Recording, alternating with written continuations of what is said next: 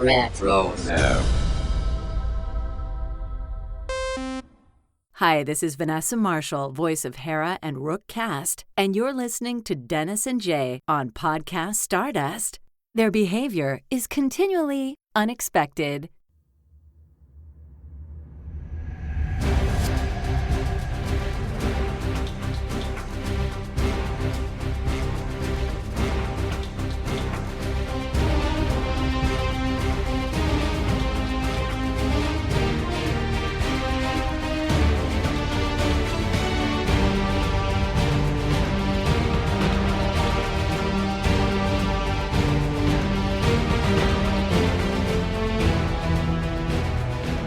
Welcome to Podcast Stardust. This is the fully armed and operational podcast dedicated to Star Wars news, reviews, and discussion. I'm Dennis Keithley. And I'm Jay Krebs.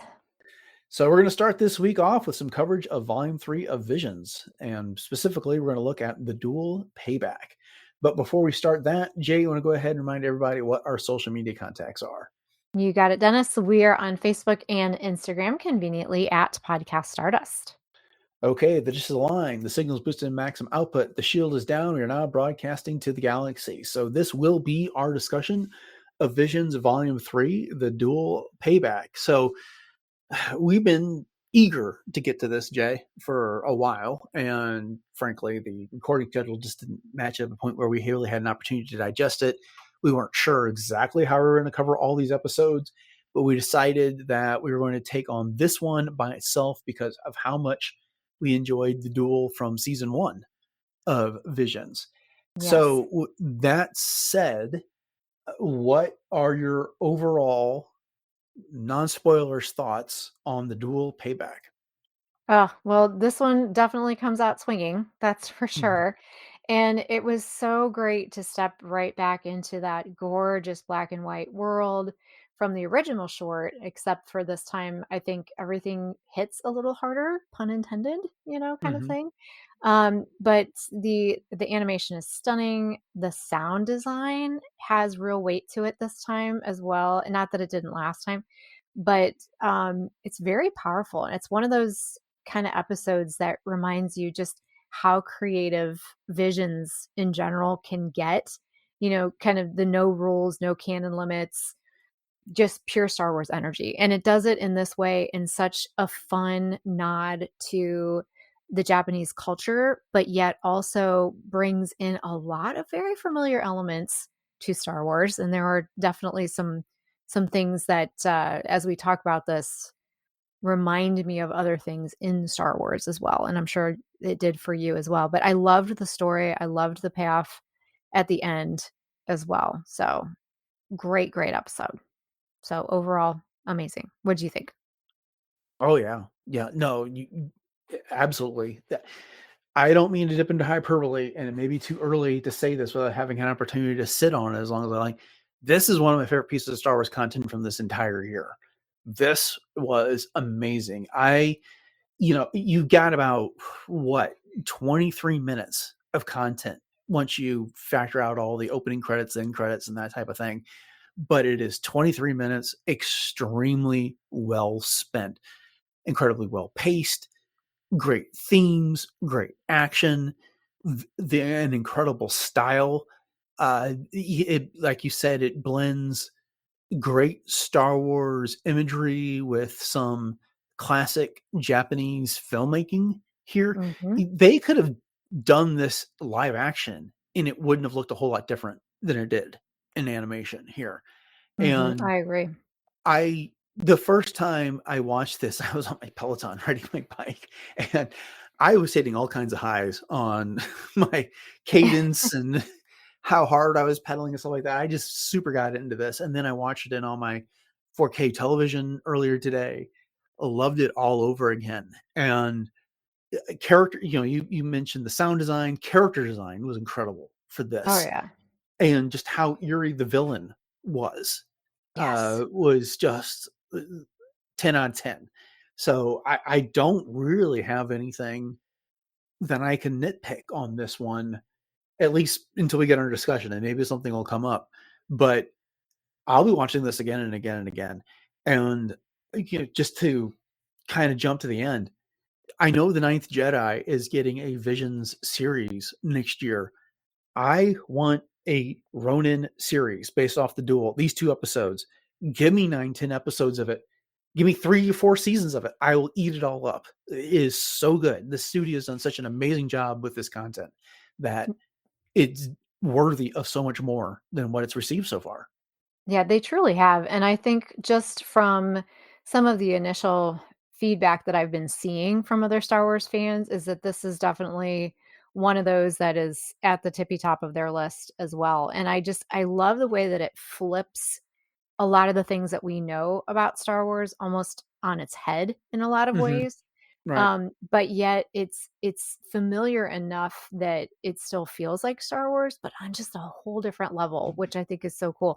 And you mentioned the classic Japanese style, and of course Kurosawa, which a lot of that is what Star Wars we know is inspired by anyway. And so this just really leans into that, and I love it. And it's the as you said, the villain being creepy. Ooh, yeah, can't wait to talk about that. Mhm. Mhm. All right. So there is our high level view of this. And if you haven't watched it, you really need to do so for a favor. Pause this episode, go watch it, and come back. We'll be here in 23 minutes when you're done.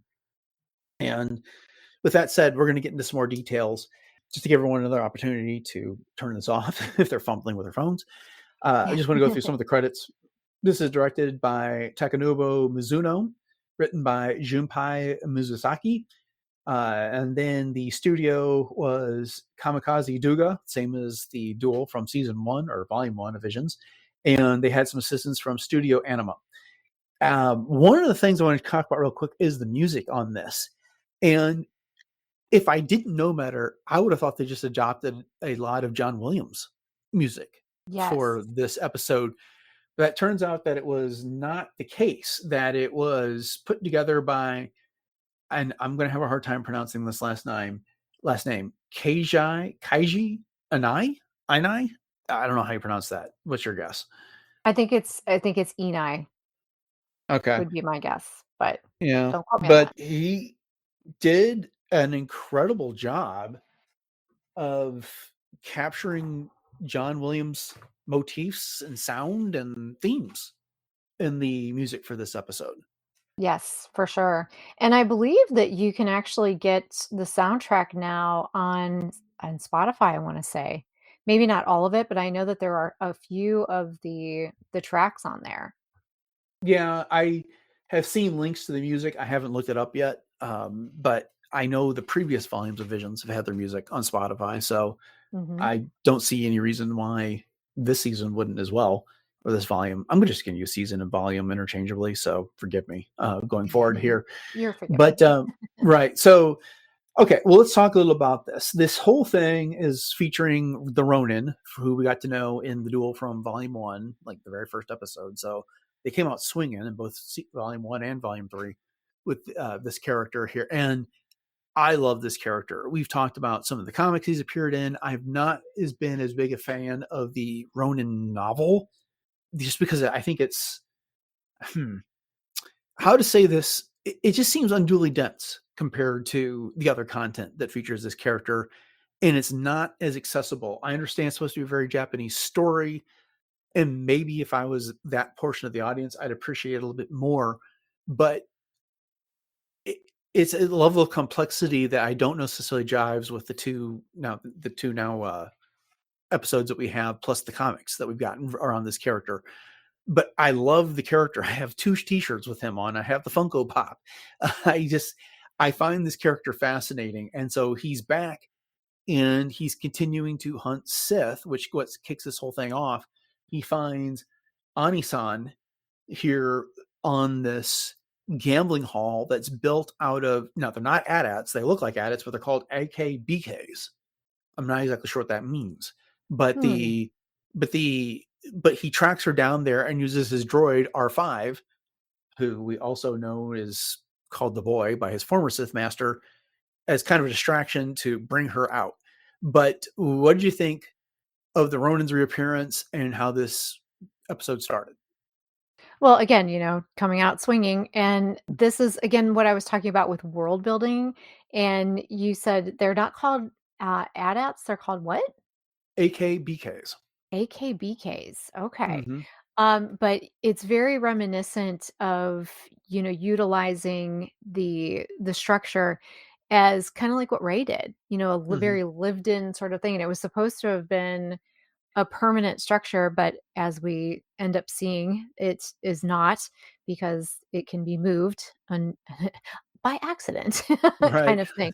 But yeah, and I love Annie-san. I fell in love with her right away.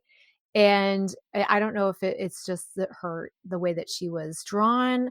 I've never seen a Twi'lek with her Leku like put up into a hairstyle before. Yeah, bundled up. Yeah. Yes, and Yeah. I was totally mesmerized by that, and just she almost had kind of a, a very witty, sassy Asajj Ventress kind of vibe to her, but yet you could tell that there was a lot more to her than meets the eye, and we definitely find out about that. So, but yeah, that's my initial thoughts, and just so good, just so good. The choreography in this is just. Can I just talk about that for just a second? I just love it overall because I Actually, put a love. pin in that for a second. I want to Yeah. talk about Okay. Ani-san for a second here Yes. Yes. because Go for it. I loved her too. But the moment I saw her, I thought Jay is going to love this character. It was just like I was like the design. And here's here's one of the things I appreciate is that when Star Wars creators can take a Star Wars archetype and somehow just alter it a little bit, that makes that archetype remain true to what it is, but also makes it fresh at the same time. Mhm. And that's what they achieved with Anisan here. It was this Twi'lek. She had a playful personality. If I didn't already know the credits, I would have assumed it was voiced by Ming-Na Wen.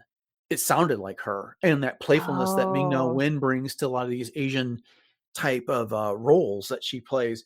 But the actress's name was Suzy Nakamura, at least in the English voice cast. There was a Japanese and an English voice cast for whichever version you're watching here. mhm. But again, what sparked my idea of that was like the way she had her Laku up in that bun, essentially that Asian Japanese style bun where they have the like chopsticks that keeps Yeah, everything in place, except for she ended up using two kyber crystals there to so keep, cool. as part of the thing. That character design was so incredibly fantastic. It was quintessentially Twi'lek with a twist of Sith and anime thrown on top of it. I mean, she has a lightsaber leg of all Yes, things that they did not yes. reveal till the end of the episode, and that was such a fun twist for that character. Definitely, definitely, and you put it so perfectly as well, and that's one of the triumphs I think of this particular anime just in general, as you said, it can take those traditional Star Wars, motifs and characters and visualizations and kinda turn them on their ear just enough, but yet still stay true to what they are, but just it's such a fresh thing, and it's just yeah, it's so cool. I can't say enough about it. No, I thought she was fantastic. When she first meets the Ronin, because R5 is there in this makeshift gambling hall out of these AKBKs, which I am never going to get used to saying, but I'm really forcing myself. That he reveals that he's using loaded dice. One breaks, and so the Yakuza stormtroopers are chasing him around the gambling hall, and she's sent to put an end to this. And it's the whole thing is a way of drawing her out. And so the Ronin shows up to save R5, who we got to know in the comic that we reviewed sometime this year or Yeah. last year. I'll take a link to that Mhm. episode in the show notes. Who was the boy and was serving a completely different Sith Lord before the Ronin defeated him.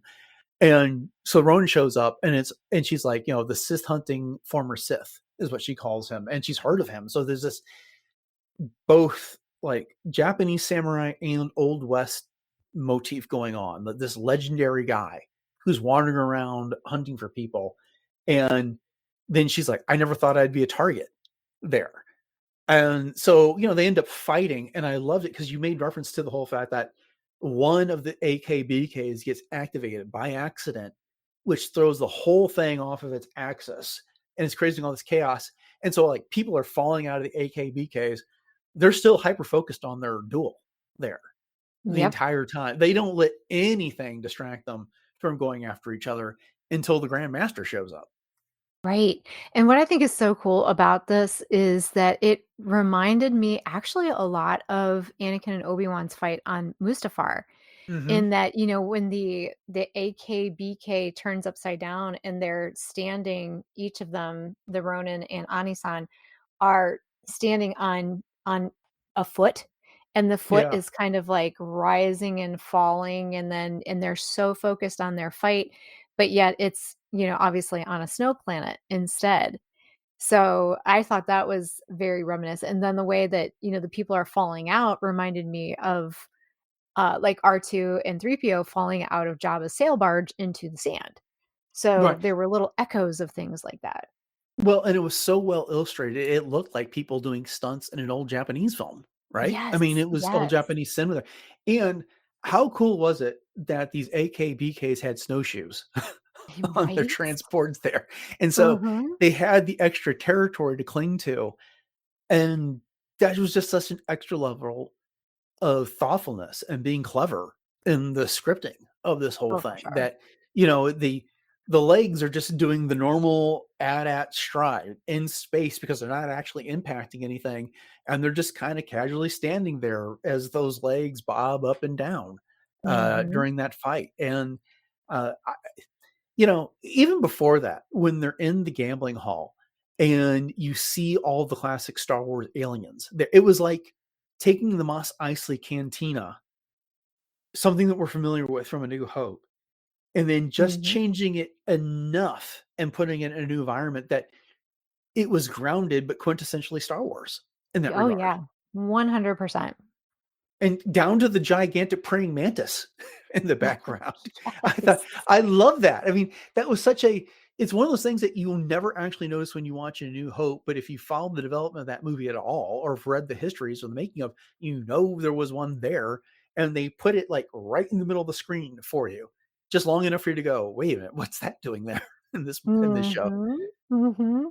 And I love the little Anzellan guy that was the Kudama. owner, the operator, yes, thank Yeah. you, of the gambling hall, because he Mhm. definitely didn't, speak like our typical, "Hey, hey," Anzellans. He was totally on the other side of the spectrum, which was very surprising, but very delightfully so.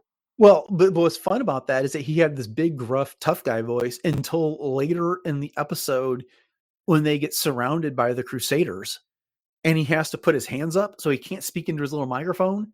And then they translate him from Anzellan when he is talking like a regular Anzellan. It's true. It's the "Rah, rah, blah," you go boil, or whatever it is that he says to everybody when he's talking tough in there. But that was such a welcome character as well. Because again, when we're talking about like twisting these tropes, these Star Wars trope might be a bit much because Anzellans don't really have that much lore behind them.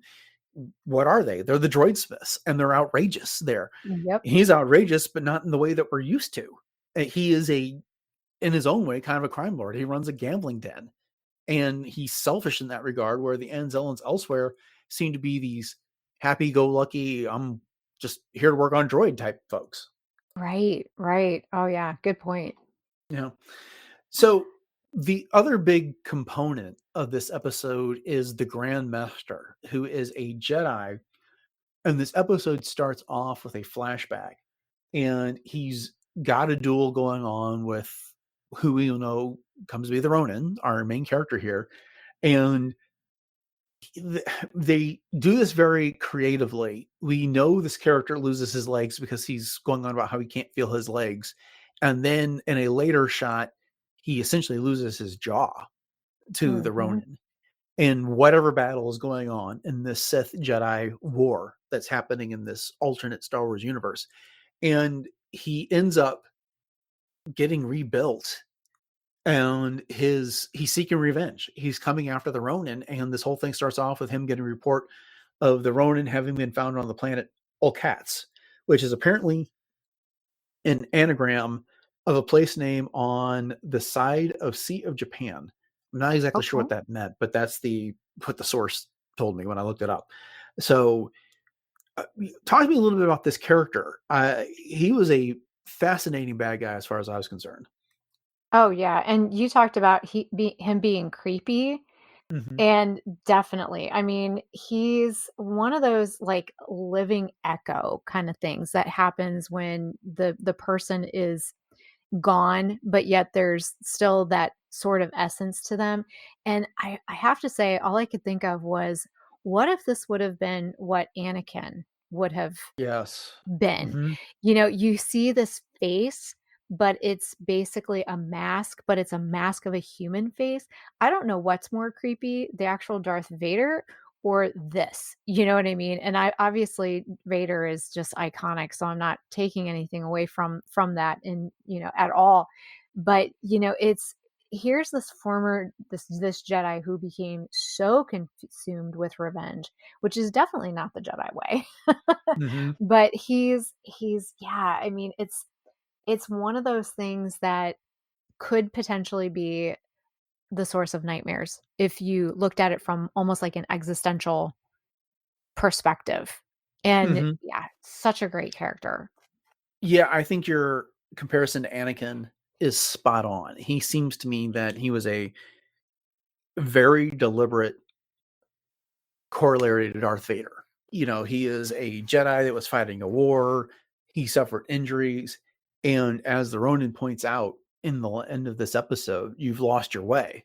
You're a former Yeah. Jedi. You're not even a man. You're a machine at this point, and his sole purpose is revenge in this case, which really is what Darth Vader is about. Darth Vader fell to the dark side ostensibly to save Padme's life, but then she dies. And then he spends the rest of his life getting revenge on the galaxy and himself, for that matter. And that is what this Grandmaster, he doesn't even have her name. He's just the Grandmaster. And he leads these Jedi Crusaders trying to purge the Sith for no other reason than he thinks they need to be purged and he wants revenge against this particular Sith. And the other thing that's key about that, in this non-canon universe, the Sith aren't warriors that are solely following a different philosophy, embracing the dark side, trying to subjugate everybody. The one thing you can take away from the Ronin novel is that they were looking for freedom Mhm. from the Jedi Emperor, from the shoguns that the various Jedi lords were supposed to represent. They wanted to be masters of their own destiny, and when that all fell apart, the Ronin took it upon himself to put down all these former Sith that kind of like betrayed the mission that they had to begin with. And that might not be terribly accurate, but I've been a while since I've read that novel. And so, it's a difference of, it's a much more sympathetic difference in philosophies than what we get with the Jedi and Sith and say the Revenge of the Sith, if Right. that makes sense. Oh, yeah, totally.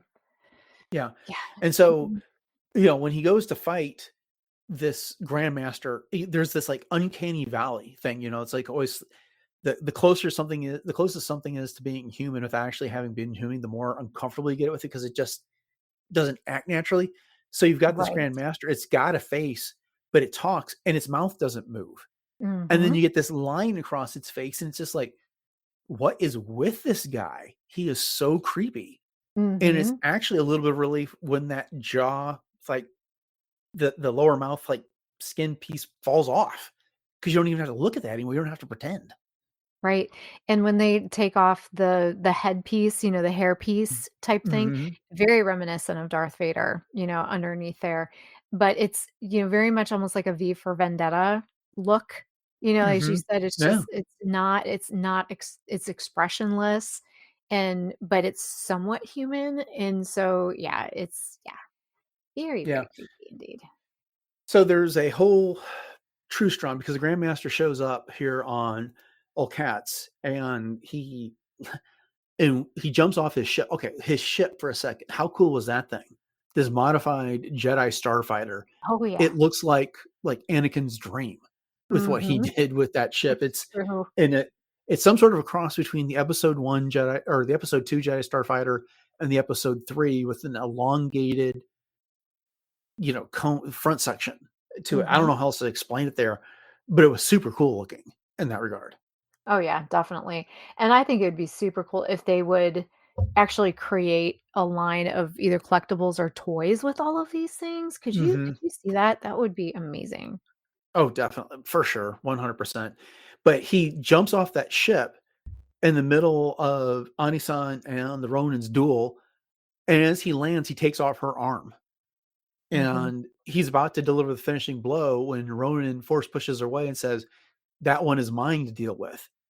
And so, then he takes advantage, something we haven't really seen in Star Wars, like this mid-force teleportation ability. He can be like anywhere he needs, whenever he needs to do it. And he would have defeated the Ronin if it wasn't for R5 interjecting himself in their fight and getting cut into three pieces for his trouble. Right, right. Yeah, the teleportation almost reminds me of like an Ant-Man kind of a thing, where he's just Oh, appearing good and then call. disappearing, appearing and then disappearing. Hmm. Yeah. Yeah. Or the ghost Oh, from Ant-Man as yes. well. Yeah, just Yep. like there and then they're not. Uh, but so, they when they come to, and I'm trying not to go into a blow by blow version of this because it's 23 minutes. Go watch it. It's fantastic. But So they good. wake up in those Bacta spa, the Bacta hot spring or whatever it is. Again, taking something we know from Star Wars and adding some sort of element or twisting it. I love that concept. The Ewoks recover the Ronin, Ani-Sen, and the remains of R5 and drag them to Kudama's fortress. And then they put them in the Bacta spring so they can recover. This is genius. Who are these people and why aren't they writing more Star Wars? Right? I I just love these know. elements here. I thought the same thing because, again, it harkens back to Return of the Jedi. I mean, you're seeing them carrying, R5 on the spit and, Hmm. all the pieces and parts Oh, the and one the Ewok's Ronin. holding R5's head up above his Yes. head as he marches. Yeah. Exactly, and, and for the Ewoks to be these little shaman that are just the fixer-uppers of the body, and Hmm. but how cool was it that you got to see the battle damage of the Ronin? You know what I Hmm. mean? Like, between the different, types of things that have been integrated into his skin, and then the scars and the stitches and that type of thing, and then they still kept the modesty of having Ani-san, behind that one rock. Hmm. So, and it was such a great play on the whole back to tank thing. Yeah, So we good. mainly got her in profile and we Yeah. got to hear her voice, which is incredible. She has an incredible voice. And then she's talking Yes. about how great healers are. And then all of a sudden she shows up her new prosthetic hand after the Grandmaster took it off. And Mhm. so that was quite the scene. It was really engaging. And it was this them coming to a truce without actually like negotiating a truce, which is no one's getting off this planet until the Grandmaster either gets you or we take out the Grandmaster. So let's take out the Grandmaster. You're going to be the bait. And that's what they do, and then the Mhm. the Ewoks were so fantastic in this. Okay, one, they nowhere explicitly says this, but they lift all of the Ewok sound effects right out of Return of the Jedi, Oh, for from their sure. little chirps and grunts and little battle cries to their horns that they use and Mhm. everything else. And then they give them next level booby traps to use against the Crusaders that come to attack them on Kudama's island there. I, I would have been disappointed if they relied on the old like log traps or the gliders and things like that. Instead, they gave them like old ninja tactics here. They prepared Right. the field for battle, and then as they're going over the bridge, some of them get trapped, and then they start using spears from underneath the bridge. They come out of the water and start shooting arrows at them. Really, really well used in this episode. Yeah, and all I could think of was, the murder bears from, like, Battlefront, Yeah. and how fun would this be to be able to play a video game level of Mm. the Ronin? Like, I just think it would be so much fun. And, yeah, but you've got the spikes and the little hammers that are coming out. And how about the Crusaders' costume design for just a second too? Which again leans very much into Japanese culture, but Mhm. I have to say they kind of reminded me a little bit of the monkeys from Oz. Did you get that feeling at all with the way that their, like, hats were?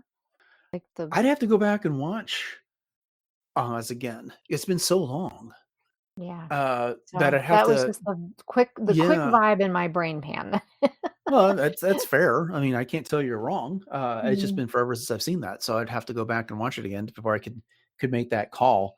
But But we I had do Trandoshans, love so yeah, yeah, yeah. but I do love the fact that those helmets were very stylized to the Japanese culture, and at the end, we get to see the Ewoks, I was banging Yeah, I on. was just gonna say that, and I'm glad you brought it up. That was so much fun.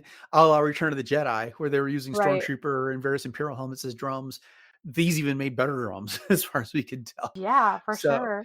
yeah, so they defeat the Grandmaster. A really cool 2-on-1 duel. The Aneé-San had asked for the Ronin's collections of Sith kyber crystals, and she made an artificial hand for herself that had what, like a dozen mini lightsabers attached to it, Yes. which was a neat little surprise that she pulled on him. And then, of course, she ends up having a lightsaber leg of all things, which was kind of reminded me. I'm trying to remember what it was called. It was like Guillermo del Toro or who that made that old Grindhouse movie years ago, where the woman had like a chainsaw leg or something. But there was that, and then the what is it? The Kingsman, where the villain had like a sword leg or something like that. I don't know, but there's Mm, been that motif that showed up in a bunch of places, but they hit it so well that we had no idea she had that until she slashed him through the head with it. right. And then as the Grandmaster is on his last legs, he can no longer distinguish colors. And so there's that great motif, that symbolism there where he can't figure out which lightsaber he needs to pick up, the blue Jedi Mhm. lightsaber or the red Sith lightsaber, and he picks up the wrong one. And when he goes to attack the Ronin, a classic samurai's move, the Ronin attacks him across the chest, and the Ronin points out, you say you're about balance, but to you, that's all about just the light side, and you don't realize that you can't have balance without the dark in this, which to the extent that it hasn't been emphasized already, sets these Sith apart from what we know the Sith are in the classic Star Wars universe. Someone Yes. who wholly embraces the dark side. It's all about drawing about the dark side. These Sith is just it's a governance dispute. It's not about evil for the at the heart of their that as a tenant there. It's not about subjugating people. It's about a different way of living, and these Jedi are not the same Jedi that we're used to. And he says you're no longer a man. You're no longer a Jedi. You're not even a man. You're just a machine, and you're confusing justice with balance in this case. Yes. And yeah, and that was such an incredible message at the end of this. Oh, for sure, and just as you pointed out, the symbolism of the Grandmaster losing his ability to be able to tell which lightsaber was which is, very symbolic of him Mhm. losing his way, and again, it's just the idea of flipping everything that we know about what we think we know anyways about Sith and Jedi completely on its ear, and just presenting it in such a new, fresh way is Yeah. just I can't get enough. So as this episode ends, we've got the coalition around Kudama, the Ronin, Anisan, the Ewoks, R5, and the other droid, the CZ droid, which was kind of fun. He was our C3PO stand-in. With a Uh, little top knot man bun. yeah, right. They're all celebrating this, and the Kudama presents the Ronin with a little speedboat, which is going to be better than a speeder. And Ronin thanks him for his courtesy, and he's carrying R5 on his back, which let me tell you, that seems like it would take some strength. But Right? he tells Anisan that he needs his kyber crystals back. And she's just kind of like, oh, can't I just keep these, whatever, and she's, kind of admiring the ones that she's using in her quote unquote hairpins, which were really at this point Twi-lek, Laku pins, Uh-huh. whatever. And so he says, well, you should know our truce is over. So they kind of resume their duel, but they're kind of smirking at each other. They This. are. So I'm kind of guessing this isn't for real. And maybe it's kind of, and who am I to speak on behalf of the Japanese? Because not them, and I haven't consulted any of them, but I kind of get the feeling this is like, they made a truce, and honor kind of demands that now that those circumstances are over, they do something to settle the dispute that they had, and that's what's kind of going on there. Mhm. And it's not really that this is going to end with one of them being killed. No, yeah, totally not. And I mean, the whole thing is the enemy of my enemy is my friend. I mean, that's why they teamed up in the first place to make this truce. But the little smirk at the end definitely hints that they are kind of kindred spirits in that way. Hmm. And again, working off of the example that I gave earlier with Ani-san kind of reminding me of Asajj Ventress. I mean, we even saw this with Obi-Wan and Hmm. Asajj. They very much had a lot of fun banter between them. And yes, they were mortal enemies, but I don't know. I feel like the two of them is almost flirtatious there at the end. And maybe that's just my romantic self, reading more into that than need be, but who knows? Yeah, I don't know. I mean, I think it's a to me, I read it as not a romantic type of flirting, but it is you know, the smirk was much more of a let's have some fun while we've got Yeah. it, the Yep. opportunity here, because they're going their separate ways at the end of Mhm. this. And it's just kind of like, the whole Ani-san is almost like kind of a pout, right? It's like, oh, can't I keep these, type Right. of a thing. And he's like, no, I need those back. And you should know our truce is over.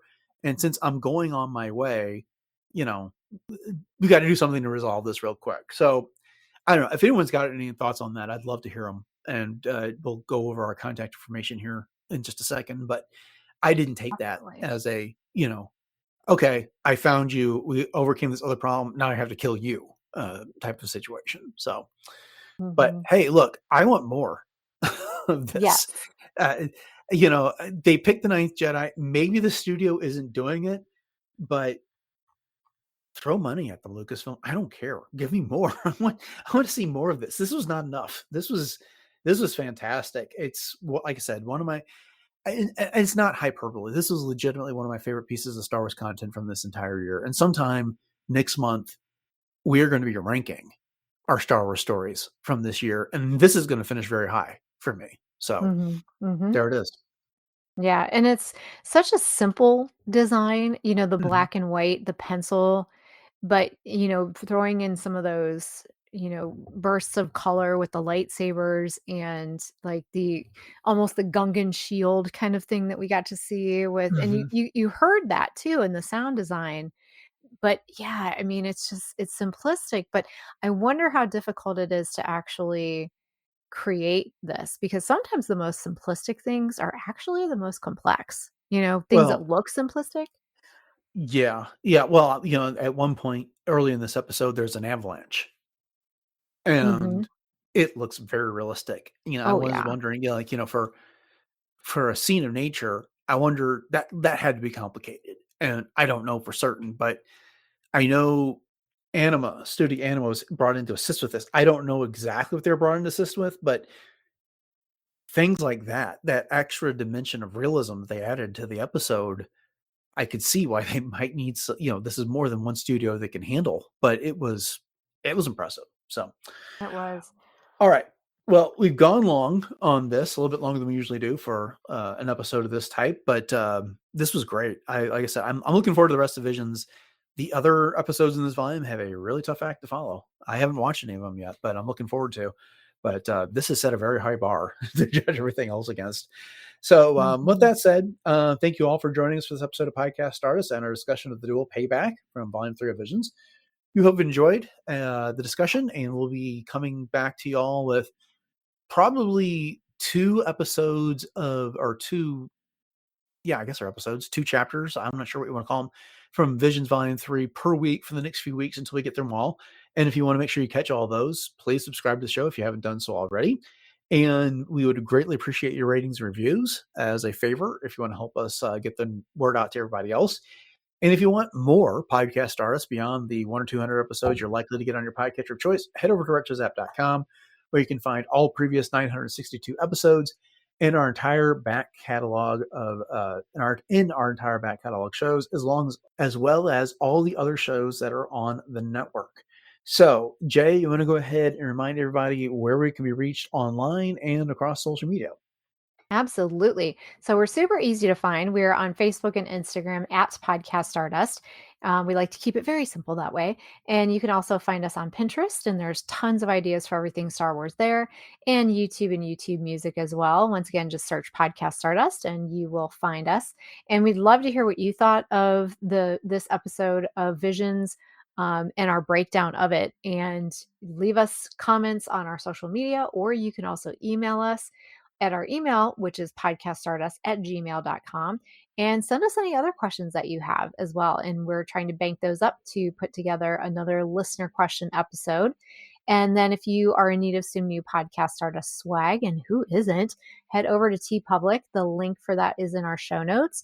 All of those sales do help to support the show. And we do have 7 different show logos to choose from on t-shirts, sweatshirts, coffee mugs, and other home goods and fun stuff too. So once again, check that out at the link in our show notes. Okay, upcoming on the show on Wednesday, we are doing a earlier than usual episode of World Between Worlds. So Jay can help you get your holiday shopping underway.